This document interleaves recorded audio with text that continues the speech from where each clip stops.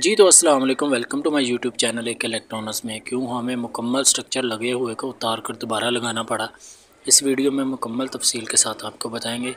Video में आगे बढ़ने से पहले जिन दोस्तों ने अभी तक हमारा यूट्यूब चैनल सब्सक्राइब नहीं किया वो पहले हमारा यूट्यूब चैनल सब्सक्राइब कर लें, साथ दिए गए बेल आइकन के बटन को प्रेस कर लें।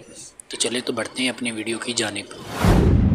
जैसे कि आप इस वीडियो में देख रहे हैं कि फ्रोनस PV 2200 हमने लगाया था। इन्वर्टर इसका स्ट्रक्चर वगैरह भी ऊपर मुकम्मल तौर पर फिटिंग हुआ था, पर ऐसी क्या वजह बनी कि हमें मुकम्मल स्ट्रक्चर को उतार के दोबारा फिटिंग करना पड़ा। मुकम्मल स्ट्रक्चर उतारने की वजह तो ये पहले बनी कि भाई ने आकर हमें देर से बोला कि भाई जान, अगर ये स्ट्रक्चर आप ज़मीन से उठाकर थोड़ा सा हवा में लगाएं तो कैसा बेहतर होगा। मैंने कहा यार मेहरबान, देर कर दी आते आते भाईजान, आपने ये यार सब कुछ पहले हमें क्यों नहीं बोला। अभी तो हमने मुकम्मल तौर पर स्ट्रक्चर लगा दिया है। तो भाई की कुछ रिक्वेस्ट करने के बाद फिर हमने यही सोचा कि इसे दोबारा से स्ट्रक्चर को उतार कर दोबारा लगाना पड़ेगा। तो फिर हमने जल्दी जल्दी ज़मीन में गड्ढे किए। गड्ढे करने की वजह से बाद में स्ट्रक्चर को ज़मीन में लगाया अच्छी तरह से। ज़मीन में रबर बोल्ट की मदद से स्ट्रक्चर को लगाने के बाद हमने स्ट्रक्चर को हवा में थोड़ा सा खड़ा कर दिया, ताकि ये भाईजान अपनी मर्ज़ी के साथ नीचे से थोड़ी सी छत इस्तेमाल करना चाह रहे थे।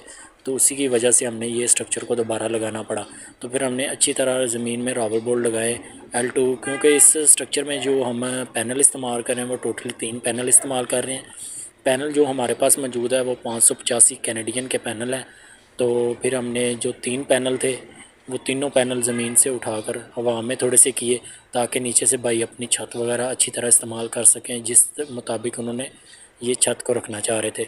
तो फिर हमने L2 की मदद से स्टैंड को हवा में रखा और पैनल भी माशाल्लाह हमने जल्दी जल्दी फिटिंग कर लिए।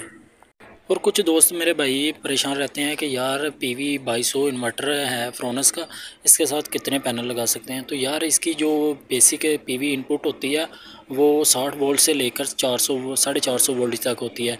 मतलब कि आप PV वोल्टेज जो इसे 450 दे सकते हैं। तो कहते हैं 450 PV वोल्टेज दे दें तो तकरीबन ये 3 किलो वाट का सेटअप बन जाता है।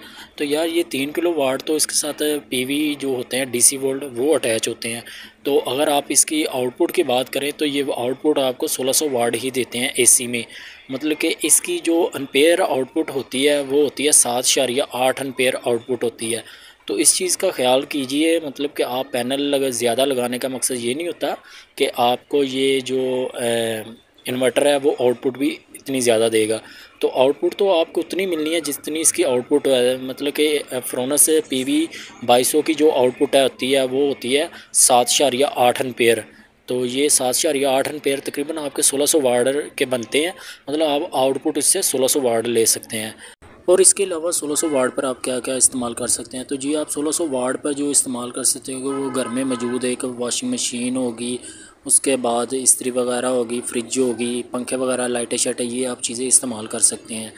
अगर आप कहें हैवी लोड जैसे आप मोटर वगैरह कहें तो मोटर, लाल पंप वगैरह ये चीज़ें इस पर नहीं चलती।